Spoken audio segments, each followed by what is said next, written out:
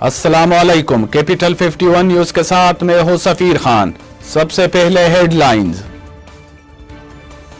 ترجمان دفتر خارجہ زاہد حفیظ چودھری کے مطابق بھارت میں 2 لوگوں کو تابکاری مواد کیلیفورنیم رکھنے کے الزام میں گرفتار کیا گیا ہے۔ پاکستان نے جوہری مواد کی چوری کے تازہ ترین واقعے پر تشویش کا اظہار کرتے ہوئے تحقیقات کا مطالبہ کیا ہے۔ بھارت میں تابکاری مواد کی چوری کا 4 ماہ میں یہ تیسرا واقعہ ہے۔ لاہور کی سبزی منڈی میں موٹر سائیکل سوار ڈاکو گن پوائنٹ پر تاجر سے 60 لاکھ روپے چھین کر فرار۔ واردات کی CCTV فوٹیج بھی موصول ہو گئی۔ فوٹیج منظر عام پر آنے کے باوجود ڈاکو کو گرفتار نہیں کیا جا سکا۔ پولیس کا اس حوالے سے کہنا ہے ملزمان کی گرفتاری کے لیے کوششیں کر رہے ہیں۔ لاہور مانگا منڈی کے قریب شہری سے ڈکیتی کی واردات پر محافظوں کو دیکھتے ہی ڈاکو نے فائرنگ کرتے ہوئے فرار ہونے کی کوشش کی، لیکن محافظوں نے ڈاکو کا تعاقب جاری رکھا۔ مانگا بائی پاس کے قریب ڈاکو نے پولیس اہلکاروں پر فائرنگ کر دی، جس سے 2 پولیس اہلکار عادل شاہ اور عباد شہید ہو گئے۔ پاکستان میں گزشتہ 24 گھنٹوں کے دوران ملک بھر میں کورونا کے 52,112 ٹیسٹ کیے گئے، جن میں سے 3,800 افراد میں وائرس کی تصدیق ہوئی، جبکہ وائرس سے 118 افراد انتقال کر گئے۔ بلوچستان کے ضلع مستونگ میں CTD نے دہشت گردوں کے خلاف آپریشن کے دوران فائرنگ کے تبادلے میں 11 مبینہ دہشت گرد ہلاک ہو گئے۔ ان کے زیر استعمال کمپاؤنڈ سے اسلحہ و گولہ بارود بھی برآمد ہوا۔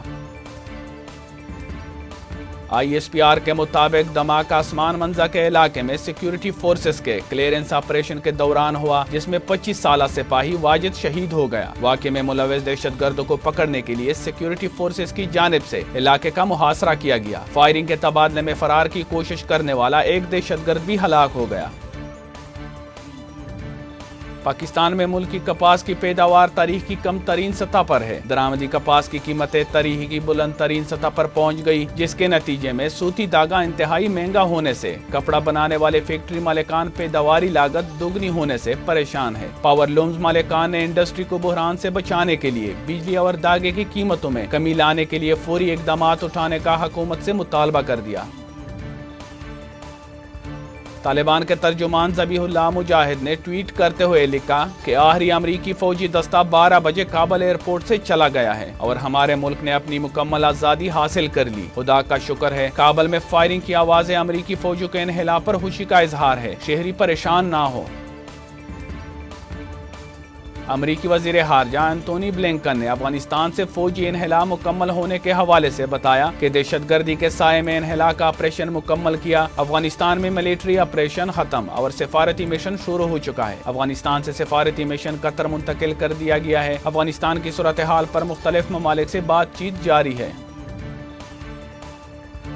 اسٹیٹ بینک کی جانب سے جاری اعداد و شمار کے مطابق رواں مالی سال کے اختتام پر حکومتی قرضوں کا مجموعی حجم 38,697 ارب روپے رہا، جبکہ 3 مالی سالوں میں حکومت نے 6,910 ارب روپے قرض لیا۔